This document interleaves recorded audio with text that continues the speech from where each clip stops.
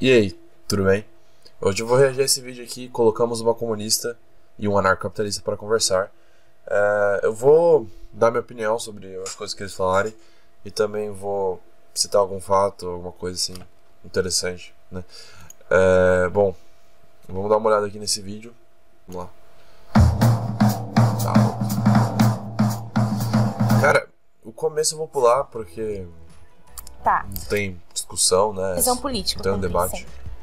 Mas uma pergunta, o que você acha que a gente faz então no cenário de pandemia, que nós precisamos imunizar todo mundo sem o Estado? Cadê sua máscara? Fala aí. Que argumento é esse? Vamos continuar. Sim, como eu já testei. Como desci e falaram que tudo tá higienizado, eu desci. Inclusive já testei positivo. O mundo é higienizado. Você acha que a pandemia não existe? Acho que existe a Covid, não a pandemia. Quê? Sério? Com mais Verdade. de 200 mil mortos no Brasil? 200 mil mortos. A pandemia não é você que decide se ela existe ou não. A pandemia, ela é uma definição. E, né, no caso, a gente tem a OMS, né, mas ela é uma definição científica mesmo, né? E, bom, não adianta nada você achar que não existe. Você pode falar assim, a escala da pandemia não é tão grande. Isso é uma opinião, mas que existe a pandemia, isso é um fato. Porque a pandemia é a definição, que é quando a doença se espalha ali. Tem algumas definições um pouco mais específicas, mas ela é diferente de uma epidemia, né, que é num local mais controlado, assim, entre aspas, ou pelo menos mais localizado, enquanto a pandemia tem esse caráter maior, né? Eu acho que a pandemia não necessariamente precisa ser global, mas, enfim, vamos continuar vendo aqui. Mortos do Brasil é um número... Acha que não é uma referência. É É o muito desespero lento, nos hospitais, nada disso. Quando os hospitais tiveram leitos sobrando? Mas a ciência prova, que universo inclusive, é esse? que há anos a humanidade não vê uma pandemia desse tamanho. Não. Inclusive na Itália, seu lugar favorito. Sim. Não, eu fiz uma viagem para a Itália, gostei muito. Mas a Itália teve 68 mil mortos. Um país de 57, quase 60 milhões de habitantes. Isso nada. E mais. Nada, não. Você pode falar que... você pode até falar que seria um número pequeno, mas ainda assim, cara, é muita gente, né? Pra uma doença que se espalha tão rápida como é o caso da Covid. Claro, como eu disse, se você quiser comparar com gripe espanhola, mas a gripe espanhola foi há 100 anos atrás, né? Você pega a SARS, a H1N1, não chegam no nível de letalidade da Covid, né? Então, dentro de perspectivas relativas, a Covid se destaca muito na questão tanto de espalhar os casos, né, de infectar as pessoas, quanto de morte também. Não consigo imaginar. E eles estão falando de pandemia, tudo bem, tem a ver, mas eu queria ver eles falando de economia ou de política, né? Mas, enfim. Maiores presepadas do que as que o Estado ou os Estados nacionais fizeram durante essa questão do Covid. Provavelmente, se não fossem os Estados, a Covid jamais seria uma pandemia. Esse argumento não tem nenhuma lógica, tipo, zero. Eu vou até esperar ver se ele dá uma elaborada nisso daí, porque tá muito cru também, vamos ver. Então você acha que não tem que ter vacina? Ou... Não, acho que sim. Eu me lembro que nos anos... Passou para outro tópico, né? Ele disse que se não tivéssemos estados nacionais, a pandemia nunca seria uma pandemia. Por quê? Né? Tudo bem, ela não indagou ele nesse sentido, ela não questionou ele nesse sentido para ele elaborar. Então talvez ele tivesse um argumento mais estruturado. Mas baseado nisso que ele falou, não faz sentido nenhum. Isso não faz sentido nenhum. Porque, bom... você pode até argumentar que o Estado ele não é um bom regulador da economia, né? E isso você pode se basear tanto em argumentos lógicos quanto em empíricos, né? A gente tem diversas experiências ao redor do mundo que podem comprovar esse argumento, né? Agora, quando a gente se refere a ações, digamos assim, mais simples, dentro de um caráter de que para você planejar a economia você precisa pensar em cada transação, enquanto você falar fica todo mundo em casa, todo mundo tem que ficar em casa, senão você vai ser preso, você vai levar multa, etc. É muito mais simples você mandar as pessoas ficarem em casa do que você calcular cada preço, cada ação do mercado, né? E isso é um argumento lógico, e quando a gente entra no campo empírico, ele se comprova, né? Porque os estados nacionais que adotaram o lockdown de uma maneira eficiente tiveram menos mortes e menos infectados que aqueles países que não adotaram, né? Então, isso é uma coisa que para os anarcocapitalistas é muito difícil de admitir, né? Que o Estado ele é uma ótima ferramenta nesses cenários macro, né? Então, o Estado ele é muito importante, né? No sentido de assim, ele é importante uma vez que você quer diminuir o número de casos e o número de mortes. Nesse sentido, ele é muito importante. Você não consegue achar um exemplo de um país que manteve suas fronteiras abertas né, fronteiras abertas, o comércio aberto, não teve nenhuma interferência do Estado, e que obteve um sucesso, né, em comparação com países que fecharam, né? Porque simplesmente não é assim que a banda toca. Os agentes privados, né, por mais que eles tenham um nível de racionalidade, é um fato que esse nível de racionalidade ele é limitado, né? É claro que também o Estado tem um nível de racionalidade limitado também, porém ele tem a força da coerção, isso é um fato. O Estado ele sabe corrigir, ele consegue corrigir muito mais do que qualquer iniciativa privada possa tentar, né? Porque se uma iniciativa privada falar, não, eu não quero fechar, as outras, elas, né, dentro da lógica anarcocapitalista, porque ele é anarcocapitalista, né? Por isso que eu estou falando disso. Ela poderia até falar, não, vamos boicotar, assim, mas na prática dificilmente isso aconteceria. Agora, se é o Estado falando, você vai fechar, senão eu vou te dar uma multa, é isso. Por isso, o que ele falou, como eu disse, ele não argumentou muito bem, mas esse argumento foi muito raso, né? Então, é isso. Anos 90, do que eu sou velho. No começo dos anos 90 começou esse negócio de vacina para gripe. Eu fui o primeiro aí. Eu tinha 3 gripes por ano. Tá. Eu acho, tá aí uma coisa que vai tirar a minha gripe. Eu tomei no primeiro ano, tive 2 em vez de 3. No outro, a vacina é útil para quem tem esse tipo de precaução, de câncer, passou por um monte de problema. Tem um monte de problema. Aqui ele vai falar de experiências pessoais, assim. Qualquer gripe, não só a Covid, vai ser perigosíssima para essa pessoa. Tá, whatever. 2 pessoas sem máscara, tá, 99%. Desemprego e tudo isso Opa. não foram causados por conta da pandemia. Eles foram agravados na pandemia, o que nós chamamos de agravamento da desigualdade social. E quando não se tem uma política pública, um plano emergencial, um projeto de combate a isso, certamente toda medida que se toma se agrava essa situação. Então eu acho que era necessário, sim, colocar as pessoas seguras, né, dentro de casa. Mas aí a gente entra na problemática. Dentro de casa e as pessoas que não têm casa. Dentro de casa e as pessoas que moram em cômodo. Como vai comer e tudo mais. Isso são questionamentos, né? São questionamentos sobre um sistema que, na minha opinião, é completamente desigual. Então eu acho que tudo que se faz no sistema...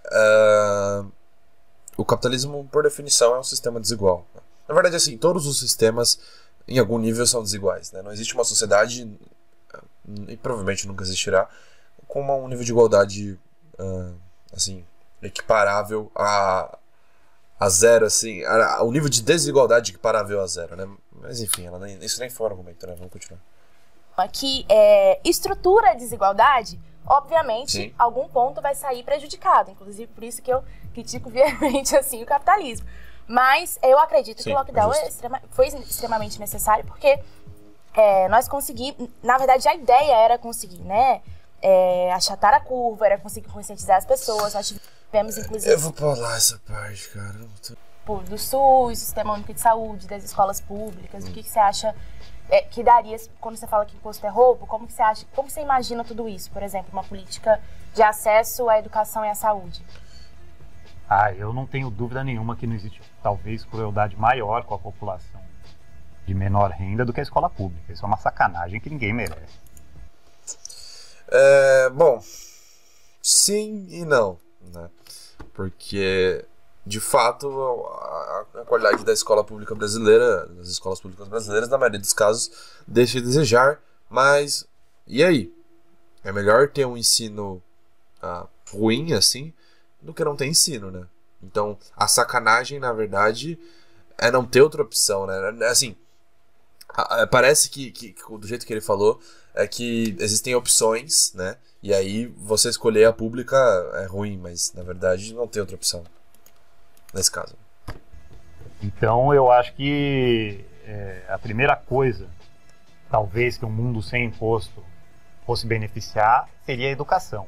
Agora imagina se eu, que não tenho filho, sou obrigado a financiar um colégio do filho de fulano de tal, e o filho de fulano de tal nem quer estar lá.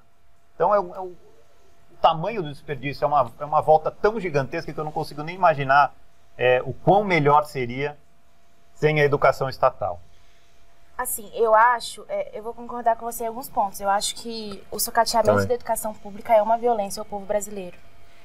Mas eu acho que é porque nós temos, inclusive na história do Brasil, a história da política do Brasil, ela é uma história, inclusive, de ausência da cara do povo, né? Então eu acho que a ausência de ocupação do povo nesse espaço da política e, obviamente, de políticas públicas para o povo, na minha opinião. Então eu acho que nós temos projetos, inclusive como o SUS, que eu acho que é um projeto que é conhecido mundialmente não à toa, mas que passa por uma onda de sucateamento. Talvez se o Sistema Único de Saúde, talvez não. Se o Sistema Único de Saúde fosse valorizado como tal qual o seu projeto, eu acho que nós teríamos acesso à saúde de outra forma, né? Não teríamos hospitais. Então, a palavra valorizar, ela faz sentido. Mas eu acho que, além de valorização, na verdade, inclui financiamento e também planejamento, né? Porque o ponto também do SUS não é... Porque assim, mesmo se a gente injetasse dinheiro só no SUS, isso também não seria o suficiente, né? Uma vez que o Brasil possui muitas localidades que não temos infraestrutura para dar acesso à saúde, educação também, mas nesse caso aqui saúde. Então o SUS, por mais que ele possa ter, né, por exemplo, assim, você pode até ter uma unidade básica de saúde no Amazonas, que é bem estruturada assim, mas as pessoas não têm como chegar, ela não é posicionada num local muito acessível, né? Isso, claro, que podem parecer exemplos isolados, mas existem muitas pessoas nessa situação, né? Muitas pessoas nessa situação. Então, esse é um problema, principalmente nas partes periféricas do Brasil, como no geral. Mas é claro que também a gente tem as periferias locais, né, como periferias de grandes cidades, que também o SUS assim, pode até estar bom, mas a infraestrutura por trás, né, porque a infraestrutura é muito, muito, muito importante, não só para a saúde e não só para a educação, para todos os setores da economia. E isso é uma coisa que seria muito importante. E é claro, o próprio financiamento do SUS, porque... De fato, como um plano como uma organização de saúde a nível federal, assim, né, que engloba todo o país, o SUS tem realmente uma proposta muito boa, né, dentro dessa lógica. Lotados, sucateados. Assim também é a educação. Então eu acho que não que nós não precisamos acabar aqui com as escolas públicas, né, ou acabar com o sistema de imposto porque deu errado na escola pública. Eu acho que nós precisamos repensar as pessoas que nós elegemos para cuidar das nossas escolas públicas.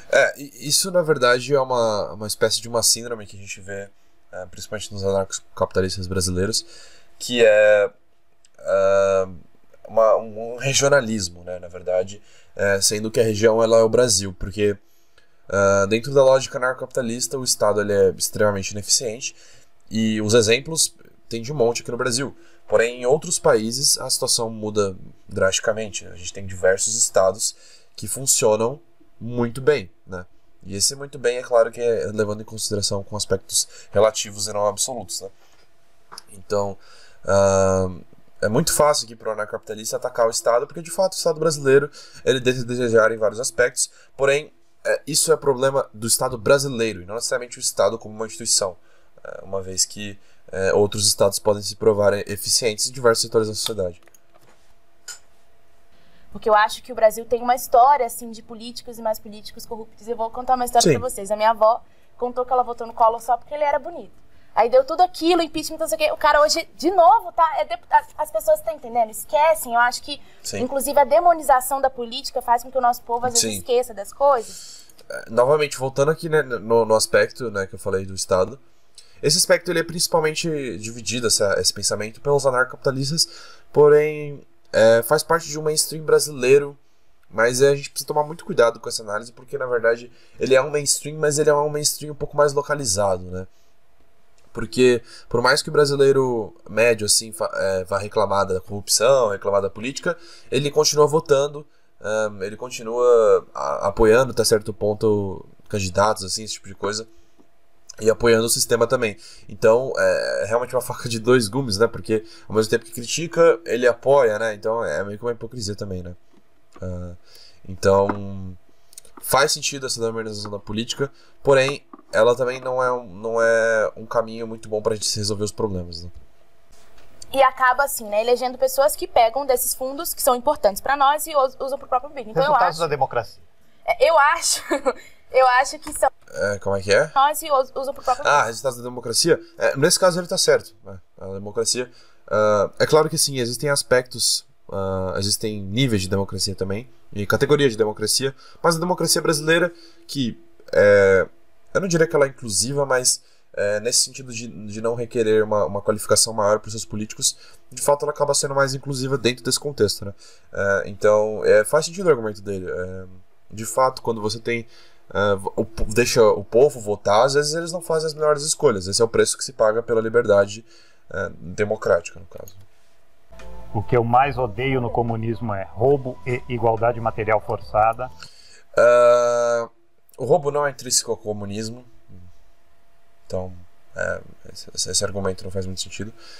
Agora, a igualdade material forçada, em partes, né? Em partes. Na verdade, depende muito da estrutura de comunismo que a gente estaria falando, né? E não seria, primeiro de tudo, que não seria uma igualdade plena, né? Não é assim, no mundo nós temos 300 mil... Não, no mundo não, no país a gente tem 300 mil carros, vamos dividir entre todo mundo. Não. Ou mesmo terras, também não, né? Enfim, eu vou deixar ele falar mais. O que eu mais odeio no capitalismo é não sei responder. Todas as ideologias têm falhas, isso é óbvio, todas as vertentes, as doutrinas, os pensamentos políticos. E quando você não sabe identificar as falhas do seu próprio modelo, normalmente é preocupante. Para mim, a sua visão política é incompatível com a liberdade porque me obriga a fazer o que o grande líder determinar. O que você mais admira no comunismo é igualdade de oportunidades. O que você mais admira no capitalismo é criação de riqueza. Interessante. O que você mais odeia no comunismo é o passado assassino. O que você mais odeia no capitalismo é desigualdade.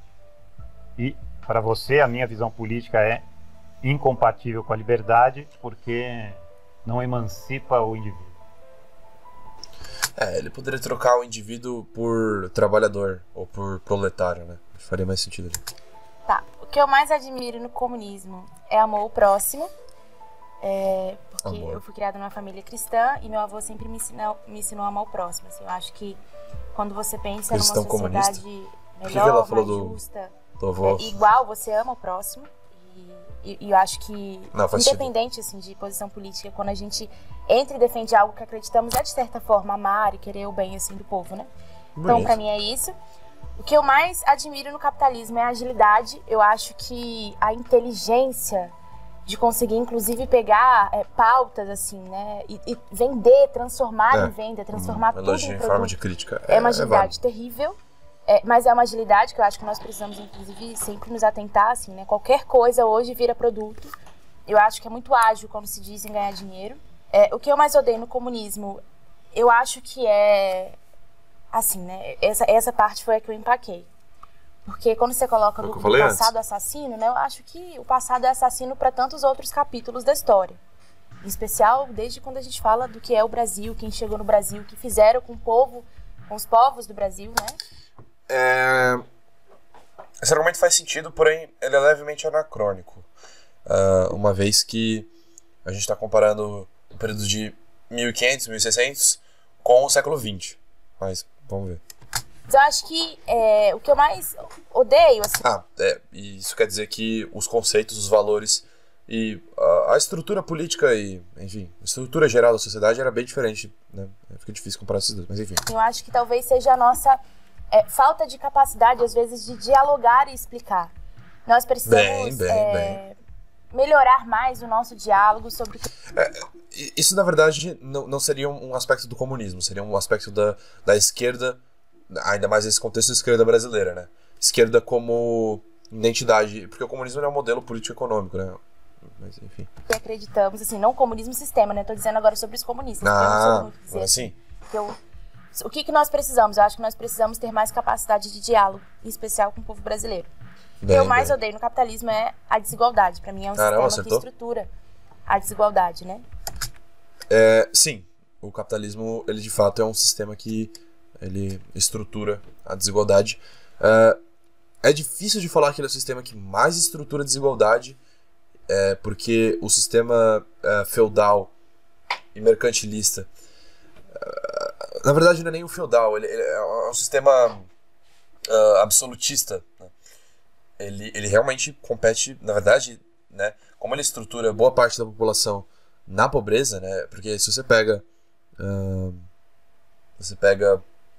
a França do século XVIII, até mesmo a Inglaterra, mas em escala menor, mas principalmente a França, você vê que 80% a 90% da população era realmente pobre e esse 10% era rico, e no cálculo de Gini, meu amigo, isso daria um número bem alto. Mais do que vários países capitalistas. Né? Estrutura o racismo, estrutura tantas outras coisas. Estruturar o racismo. Essa é uma boa. Bom, como modelo econômico, não. Agora, como modelo... né, porque dentro da definição de capitalismo a gente tem algumas divergências entre ser um modelo puramente econômico e um modelo político-econômico, e na verdade uma forma de vida, né, uma forma de enxergar o mundo. Mas eu não diria que estrutura, porém... Na verdade, dentro desse contexto, eu acho que faz sentido, porque manter e estruturar seria a mesma coisa. Então, sim, o capitalismo em sua essência, né, em sua origem, ele, na verdade, é neutro em relação ao racismo, por exemplo, né, e ao machismo e afins. Ele é neutro, ele não se posiciona. Diferentemente, por exemplo, de uma lógica mais mercantilista, mercantilista de uma maneira geral, que é a favor do racismo, né, mas enfim. Como método de produção. Eu detesto. E pra mim a sua visão política é incompatível com a liberdade, porque pra mim ser livre é viver num país que combata a desigualdade, que tenha acesso à educação, serviços públicos para todos. É um país que seja estruturado através dessas ideologias. Então, pra mim, tanto essa questão da escola, tantas questões de pessoas, né, trabalhando por pessoas, não representa a liberdade. Pra mim, a liberdade é viver num país soberano, desenvolvido através também de políticas públicas. Bom, um monte de senões aí que a gente podia explorar. Assim, olhando um pouco em retrospecto e conhecendo um pouco da mentalidade comunista, e não só da mentalidade, mas do sistema comunista como um todo, falou que você mais odeia a falta de diálogo, mas isso porque o comunismo não precisa de diálogo. Uma vez que você tem o poder de Estado, a polícia secreta, você determinar, tá feito. É na base da borracha. Não, na verdade.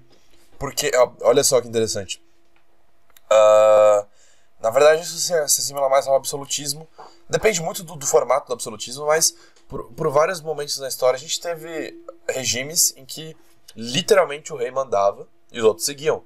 Agora, no comunismo, né, é socialismo, né, não é comunismo, mas enfim.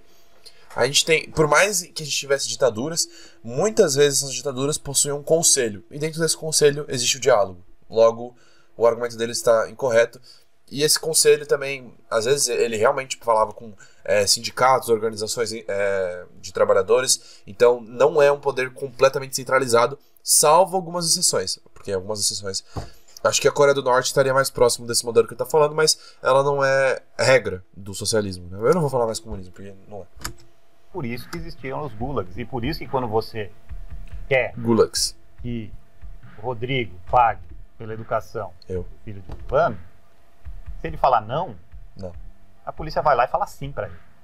Então não tem muito diálogo. Para que diálogo? Quer dizer, para que um comunista precisaria de diálogo? Você acha que provavelmente não seria a polícia, a não ser que ele reagisse a alguma coisa, mas...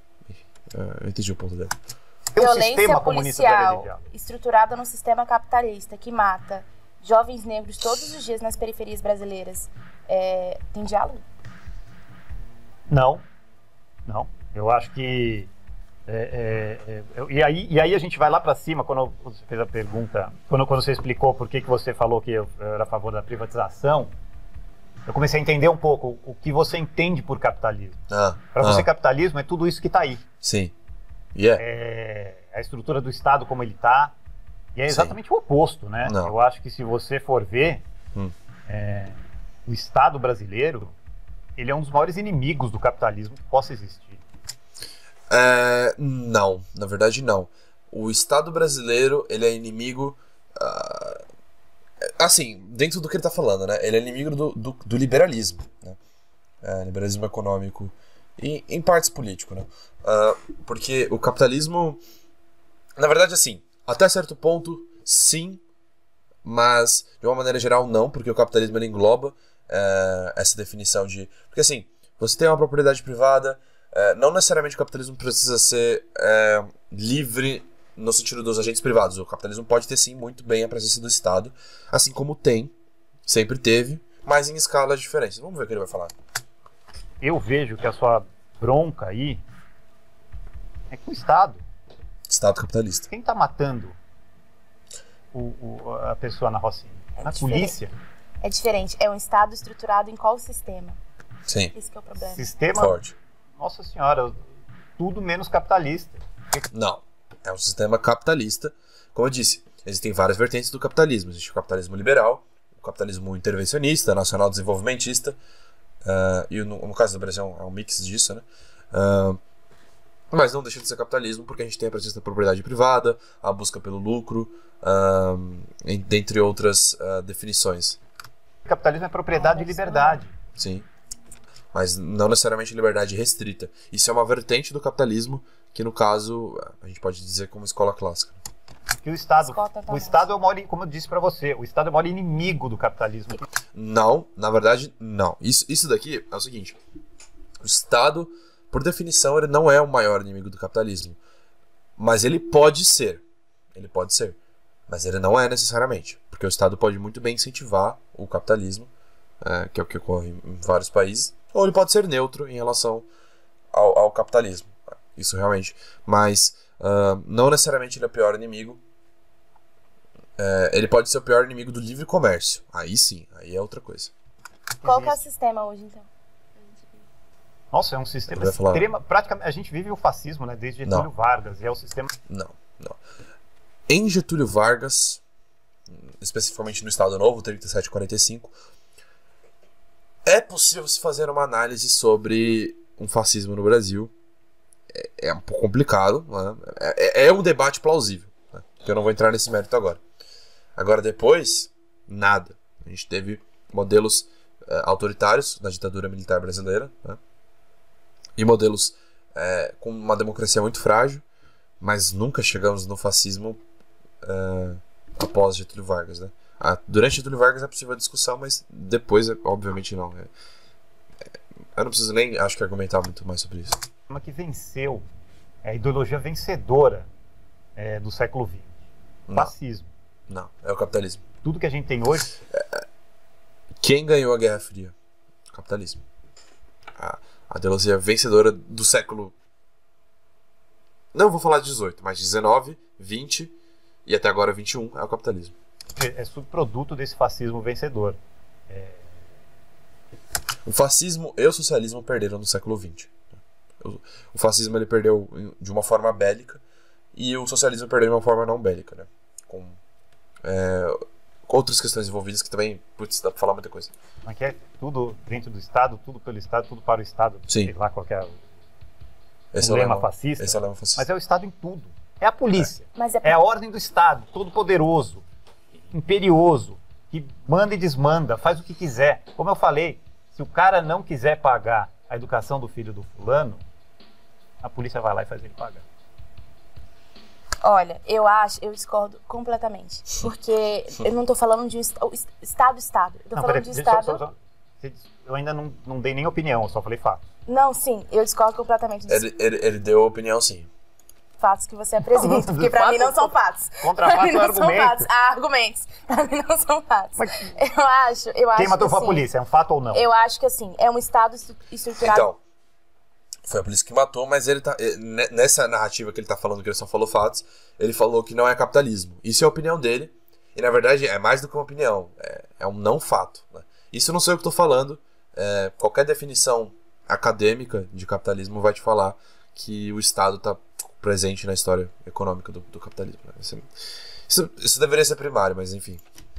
Em qual sistema? Eu não acho que nós não vivemos no capitalismo, eu acho que isso é loucura.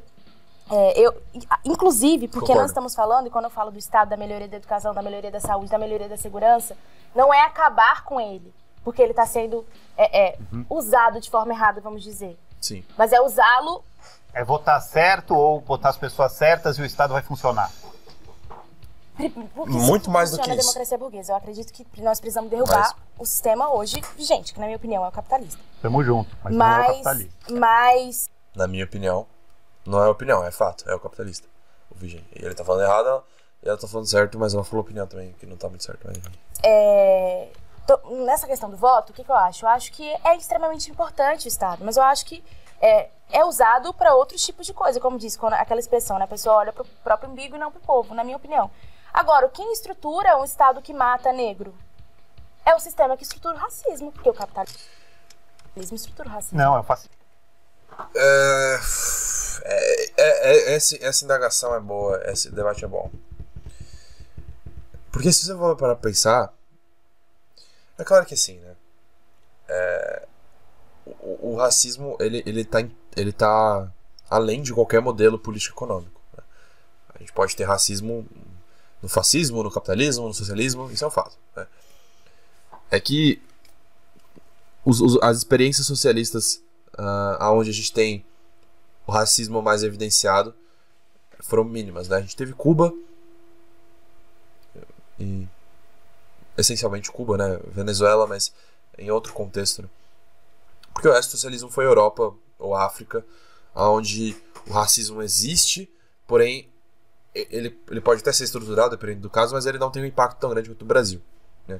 Por isso fica difícil de você falar em racismo no socialismo, por conta de falta de evidência empírica, falta de experiência. Mas nada impediria, logicamente, de existir nesse sistema. Né? Mas o ponto dela faz sentido, mas realmente atacar o capitalismo nesse sentido, porque por mais que, como eu disse, o sistema ele é mais neutro do que qualquer coisa. Né? Porque a partir do momento que você cerceia a liberdade de um indivíduo, acaba saindo realmente da proposta capitalista. Né? Então, o capitalismo, como essência, ele seria neutro. Ele, por exemplo, ele não daria cota para uma pessoa negra, mas ele também não excluiria. Né? Isso porque ele é neutro. Agora, as pessoas fazem isso. As pessoas podem dar cota, só que a partir do momento que elas dão cota, elas alteram o capitalismo. Né? Ou elas também podem excluir. Aí, beleza. Mas, enfim, vamos ver. A desigualdade. Não, de jeito nenhum, ao contrário. Claro o capitalismo é integrativo. Claro que sim. O capitalismo, como você falou... Até certo ponto, o capitalismo é integrativo, sim. Uma vez que ele supera a barreira de visualizar as pessoas como etnias, como nacionalidades, e simplesmente fala quem dá mais lucro. Né? Mas, como eu disse, as pessoas imprimem isso dentro da lógica da economia. Né? Você falou, pô, lucro, não sei o quê.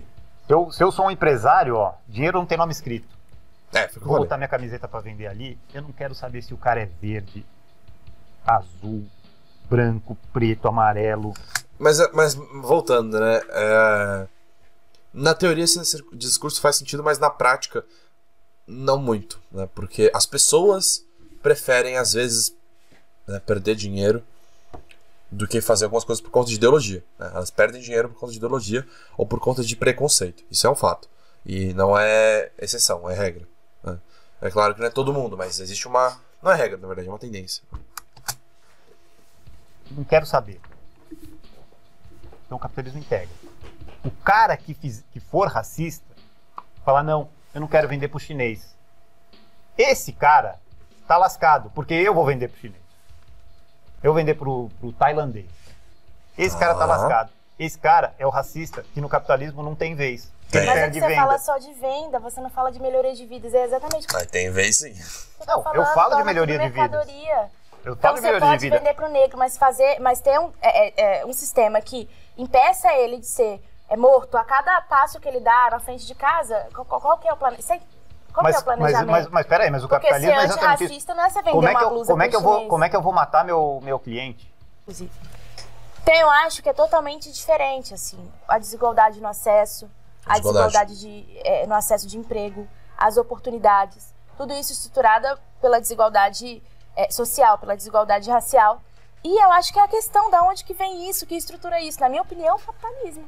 Então. Porque é um sistema que enriquece uma parcela e empobrece a outra, entendeu? Ele cresce em cima disso. Mas você me deu a sua opinião. Acabou de falar, minha opinião é o capitalismo. Agora, se você voltar na minha resposta ali, qual a importância eu dou ao combate à desigualdade? Eu dei 8. Fala, pô, mas peraí, o combate que você está falando é exatamente isso. Tem gente podre de rica e tem gente extremamente pobre. Você já parou para pensar o absurdo que ganham juízes federais, funcionários públicos, que não precisam nem produzir? Ele tá certo, mas vamos esperar. E seja lá, se ele dormir a tarde inteira, o salário dele. Aí já não é bem assim, dormir a tarde inteira, mas vamos lá. O salário dele vai pingar de qualquer jeito. Você já parou para pensar todo aquele discurso ali que um pouco você comprou ele, de desenvolvimento, de temos que promover o desenvolvimento nacional, não sei o quê, o quanto vai de dinheiro, talvez da sua própria mãe, que tenha que pagar impostos que ela nem sabe onde estão, escondidos no preço de alimentos, nos preços de energia elétrica e tudo, o quanto do dinheiro de imposto da sua mãe migrou para empresários gigantes que têm boas conexões com o poder? Sólido. Argumento muito sólido. O melhor argumento até agora. E é fato. O Estado ele é um dos principais formadores de desigualdade no Brasil. No Brasil. Deixando isso bem claro. Em outros países ele funciona ao contrário. Mas vamos continuar. Isso é uma desigualdade causada pelo Estado. Sim. Não pelo capitalismo. É pelo capitalismo nesse caso, nesse contexto. Porque o Estado é capitalista, porém não é causado pelo mercado. É melhor falar assim, mercado. O mercado não causou essas desigualdades que a gente está falando, mas o mercado causa outras desigualdades. É o Estado que dá o dinheiro dos pobres, sim, como sua mãe, como empresários pequenos, como a grande maioria da população, verter para os grupos de interesse. Esse é o sistema que tanto eu quanto você abominamos. O sistema capitalista, intervencionista, mas mais do que intervencionista, elitista. É um capitalismo elitista. Beleza, vamos deixar assim. Só que você está vendo as consequências, eu estou vendo as causas. Eu discordo completamente. Eu não consigo entender esse... Engraçado isso, né? São literalmente dois polos. E eu tô bem no meio. Ou será que tô? Inclusive, todas as defesas que você fez sobre o capitalismo, se nós não estamos vivendo tudo isso que você trouxe, eu não sei o que nós estamos vivendo. A queda de um sistema que estrutura tudo isso é necessária. E eu acho que tudo que você trouxe e fala do capitalismo mostra e me prova cada vez mais que estamos falando sobre o capitalismo nos dias de hoje. Eu acho que é totalmente diferente quando você se refere a quem faz... A galera tem dificuldade de entender que tem várias vertentes de capitalismo. O capitalismo não é um negócio puro, ele não é um negócio específico. Por mais que ele tenha, assim, aspectos que definam ele não é um negócio estático, né? Ele é heterogêneo também. Uma mesa, de que quem limpa para essa pessoa fazer a mesa, eu acho que são classes diferentes, desigualdades diferentes, situações diferentes que certamente o capitalismo não nos dá a resposta de resolver. Eu acho que... Sim. O capitalismo ele não traz as ferramentas necessárias para resolver essas questões. Até aqui, tudo que a gente tem visto, inclusive a realidade de hoje, né? A fome, a desigualdade e tudo mais, na minha opinião, prova ainda mais que nós estamos vivendo tudo isso que você traz. Eu achei bonito algumas... Sim, como eu disse, a desigualdade é nulo. O capitalismo não olha para a desigualdade. A pobreza ele pode resolver em alguns sentidos ali de uma maneira mais ampla, né? Mas localizada é bem difícil. Enquanto o Estado é muito mais eficiente nesse sentido. Agora, o que mais que ela falou? Racismo é neutro, capitalismo. Para você querer resolver isso de verdade, muito provavelmente você vai precisar do Estado. Mas eu acho que é um pouco, assim, não acho que se trata do que a gente vive. Não acredito que a gente não esteja revendo o capitalismo. Não acredito que tudo que a gente tem visto, tudo que tem sido estruturado não seja isso. Mas consegui entender bem, e é isso. Esse era o objetivo. Acabou. Legal. O vídeo foi esse. Tempo pra caralho, né? Mas foi divertido. Valeu.